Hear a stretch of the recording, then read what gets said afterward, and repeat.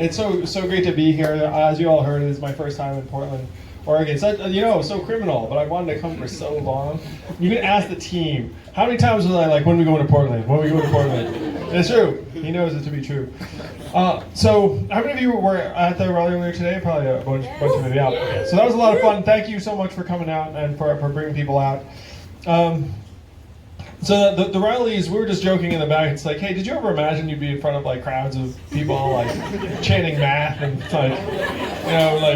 like Claude, like all of this stuff? And I was like, no, definitely not on the list. And so someone asked, like, did you ever think you'd be like a musician or something like that? I was like, no. It's like I didn't. I mean, I was like a nerdy Asian kid who like played classical piano. I was literally the accompanist to like the chorus. You know what I mean? You know that kid. So that kid was definitely not the kid that's like, oh, I'm gonna like grab that mic and run around. And even today, I still see it very much as just a means to an end. It's like we just have to solve the problems. And I was saying, it's like I just try and adapt to whatever is needed. Like I've been an entrepreneur now for almost 20 years, and I've done all sorts of things I never thought I would do, just to try and move the organization, the business, or in this case, the cause forward. How many of you are entrepreneurs yourselves? There are a lot of young entrepreneurs. So you know what I'm talking about, right? You have to be like a salesperson, a cleaning person, an HR person, a marketing person, like all rolled up into one. And one of the isolating things about being an entrepreneur is whenever anyone asks you, how's it going? What do you have to say? It's going great.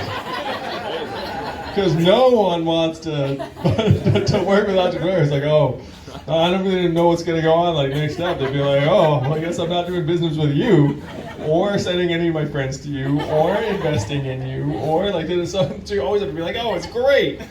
Then you go home and you're like, well, I don't know what's going on. So when you're in that role, like you constantly have to evolve and adapt and just sort of push forward. I liken it to, how many of y'all are parents? It's like being a parent. Because when that kid's crying or wants something or whatever, there's like nowhere else to turn. It's like, you're a kid. You're like, oh, someone should do something about that kid. That's obviously not an option. So I liken both being a parent and being an entrepreneur, and in this case running for president. It's just like a grenade, and you just have to jump on the grenade. You know what I mean? Like, yes, thank you for taking that one for us. You know what I mean? Like having the kid, it's definitely like that crying baby's a grenade, and it's like, okay, you're my grenade, and I'm not gonna coax you until you stop crying, and it doesn't matter what, you know what I mean? And the entrepreneur too, it's like, oh, there's a mess. You can't be like, oh, someone should do something about that. Like you're the boss and the head of the business. If you like do that, then your business is gonna go to shit pretty soon. So then you're like, oh, something's going wrong. We have to jump on that grenade. And in this case, the grenade in question is that our economy is transforming underneath our feet, and most Americans aren't in a position to know that, and our politicians want nothing to do with talking about it. And so it's like, okay, that's the grenade, and in this case, jumping on the grenade means adapting, having a presidential campaign that grows, and then so as it grows and you say, all right, I guess we're gonna have rallies with hundreds of people. It's like, well, what does that mean? Like a whole different sort of behavior. And so the entire campaign has been this massive growth experience for me, for the team. So many of the people on the team had no political experience prior to this campaign. Like what percentage of people on the campaign do you think have political experience? Now it's like 25%. It started like 0 and then it crept up to 25% over time. In part because who the heck who works in politics professionally would have joined the Andrew Yang campaign since 2018? They want to join now. Yeah, they do want to join now. They want to join now because we are campaign number 6. We're sharing yeah, like in a field of 24.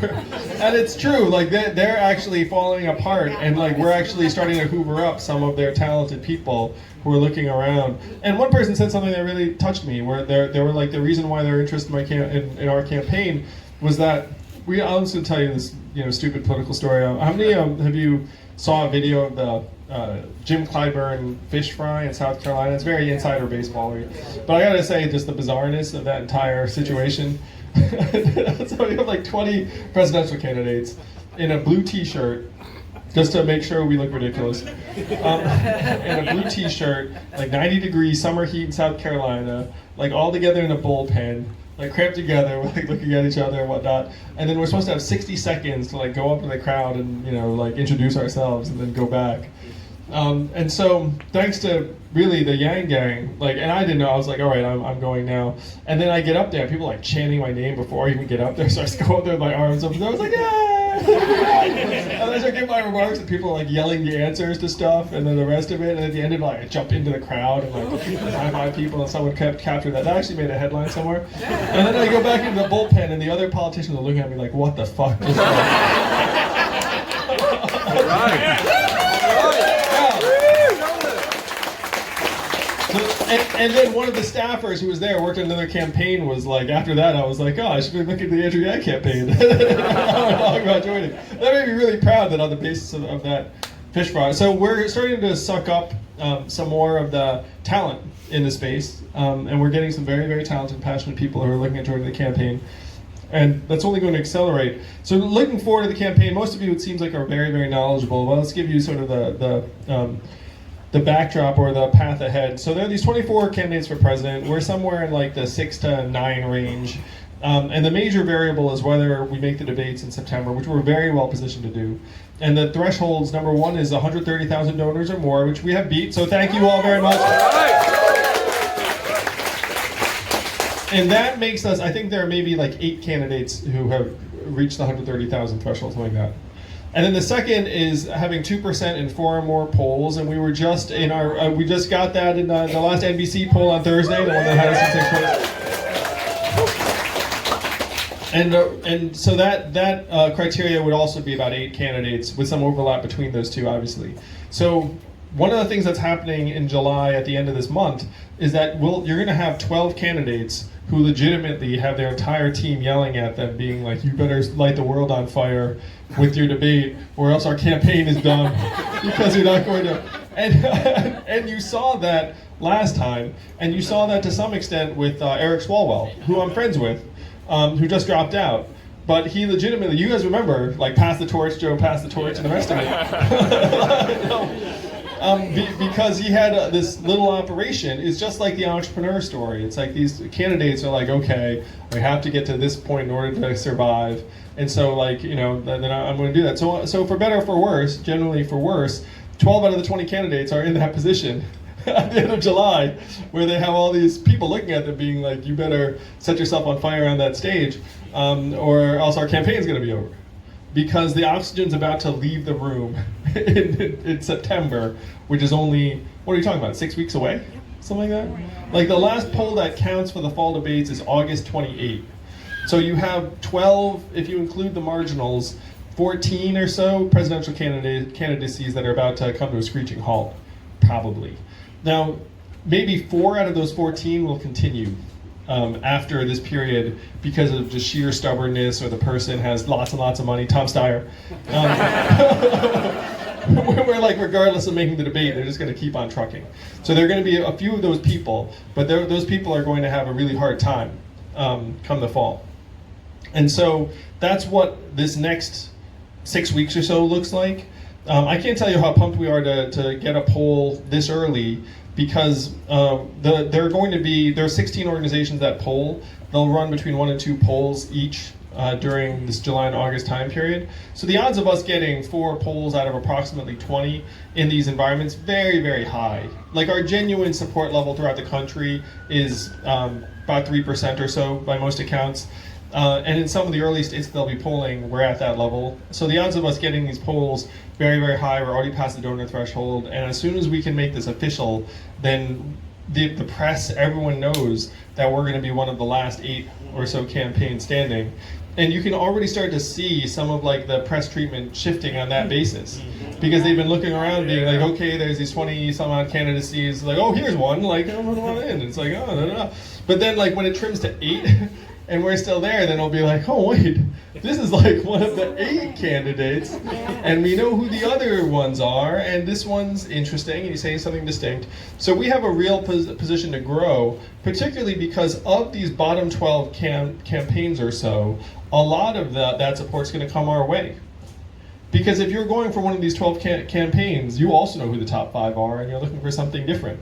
And I'm going to represent something different the whole time. Right.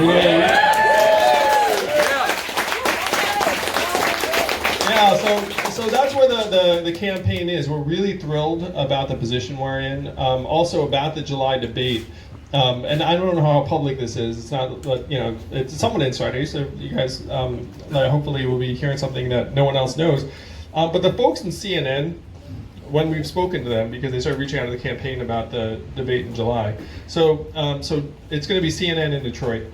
And CNN thinks that the last debate was not good. CNN is essentially like, we're going to do the opposite of whatever NBC did. It was pretty much the message that they were conveying. And so the format is going to be much better for us, frankly. So some of the things they're saying is that they're saying like, we're going to punish anyone who interrupts. Yay. And that if they do interrupt, then we'll actually give it time off the back. They're going to be like, they're saying it's like, look, we can't have a mechanism where you essentially reward a more obnoxious behavior. Yes. So they're trying to dial it back. So this was something, it's like, it's really good. Like, what's funny is even the networks are adapting, because the debate format itself was also somewhat new. And then NBC did their thing, and then CNN was like, "Whoa, that wasn't great." So we're going to try and go this other direction.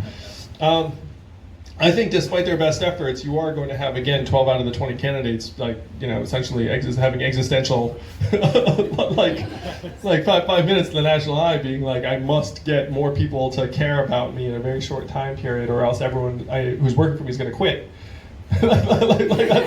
That's legitimately the position they're in, and so you're still going to see some, relatively extreme posturing, but the setup is going to be much better for us.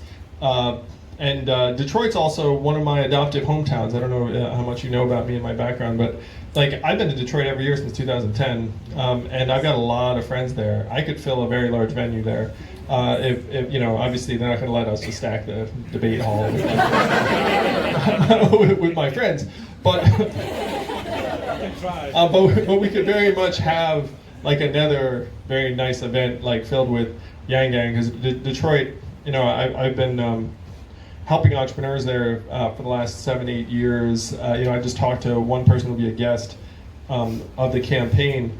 A guy named Sean Jackson, who in very politician-y fashion, I might be like, and Sean Jackson's here with us tonight. But Sean Jackson, to give you a sense of my work, really Sean's work. So Sean, young man from California, went to one of the UCs, UC Santa Barbara.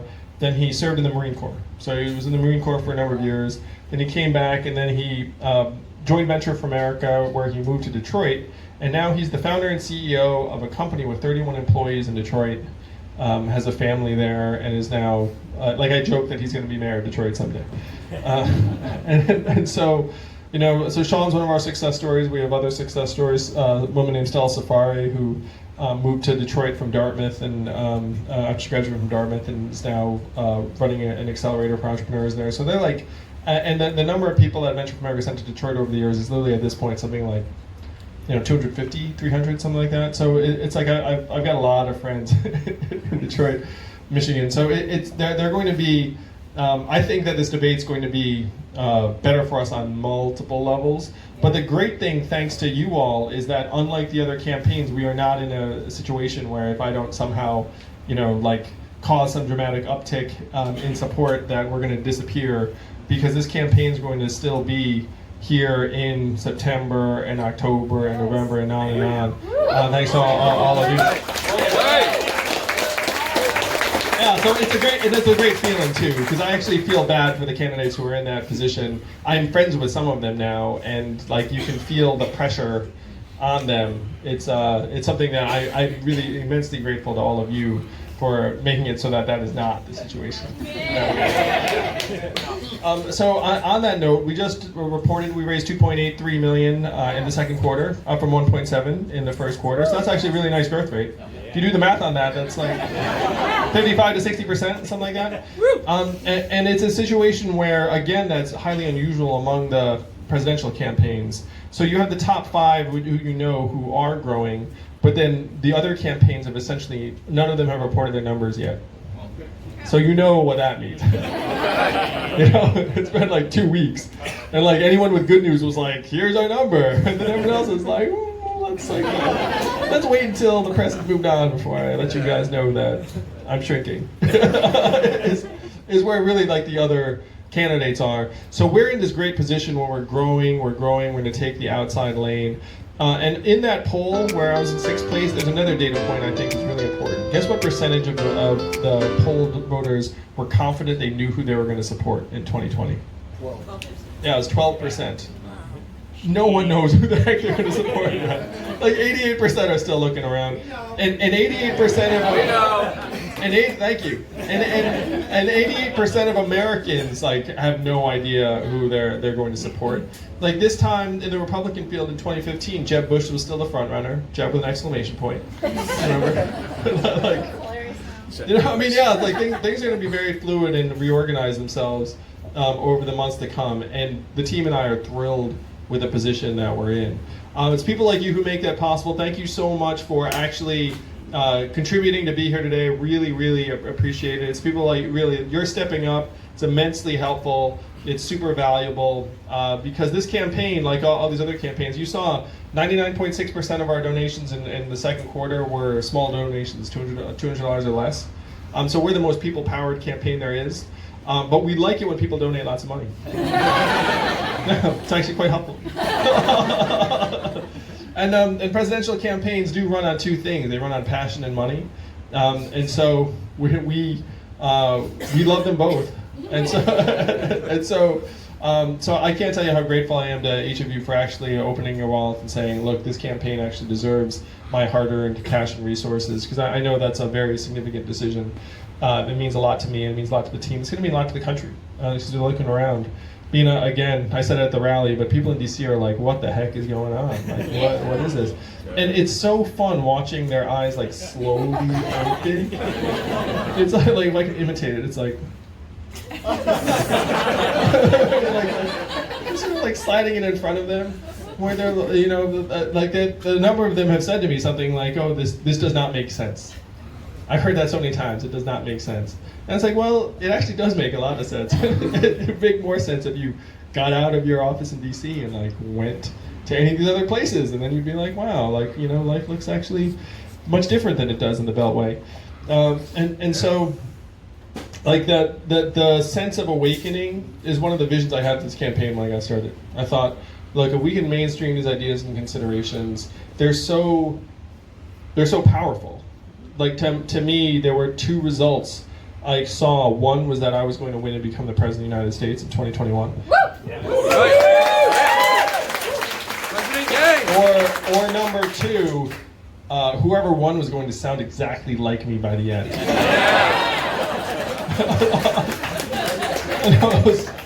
And the vision's still holding true. We're going to make sure one of those two things happens. So thank you all. And I'll tell you guys a story too from the last debate.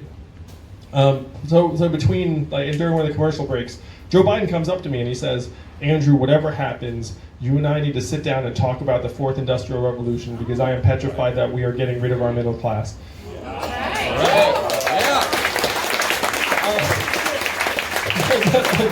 And I will say that I was like, sure thing, Joe, like we're definitely gonna make that happen.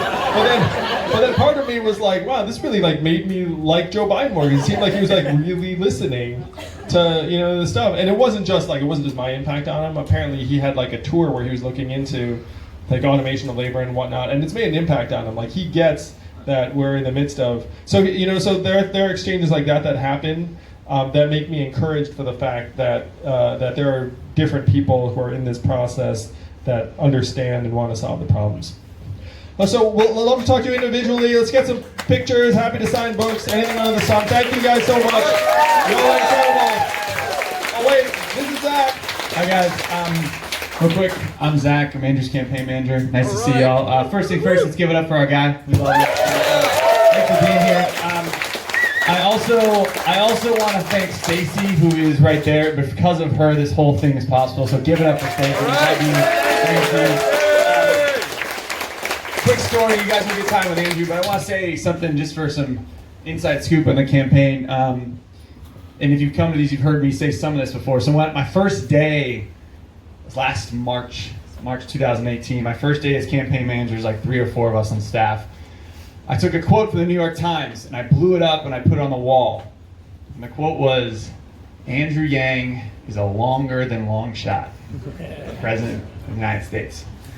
I put it up on the wall. I said, guys, that's the baseline. Prove them wrong. And then 6 months later, I put up a new sign. It was a quote from 538, Nate Silver, our favorite political blog in many ways. It said, Andrew Yang is a semi-serious contender for the White House in 2020. And then I kept putting up more signs, slowly but surely. Andrew Yang is a candidate for president of the United States. Andrew Yang is polling at 1%. And then I'll tell you, so we're in the NBC green room the other day, and we're listening to Chuck Todd, which reserve judgment. And he said, a new poll's come out, and he puts up the poll, and we're in 6th place at 2%. 6th place, the President of the United States.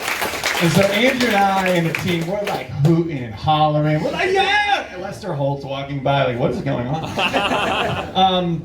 But we've come so far, and I just want to say, on behalf of our whole team, like the amount of respect we have for you guys, but particularly our guy. And I think you guys feel this, but I wanted you to know this for me personally. Like, he doesn't want to be doing this, right?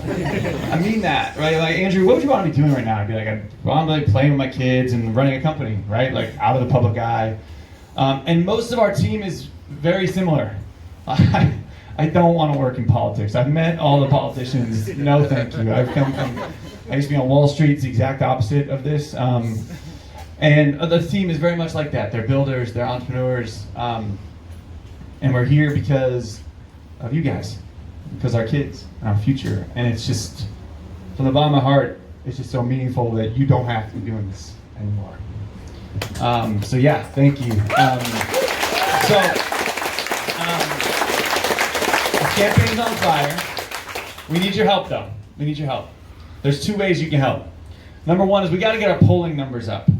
Okay? We want to clear 2% very easily. How do I do that? 1, a lot of what you guys are already doing is telling everyone. So if you're like, I already tell everyone. No, tell everyone. Tell your grocery store clerk. Tell the person in line next to you, wherever you are. Tell your Uber driver.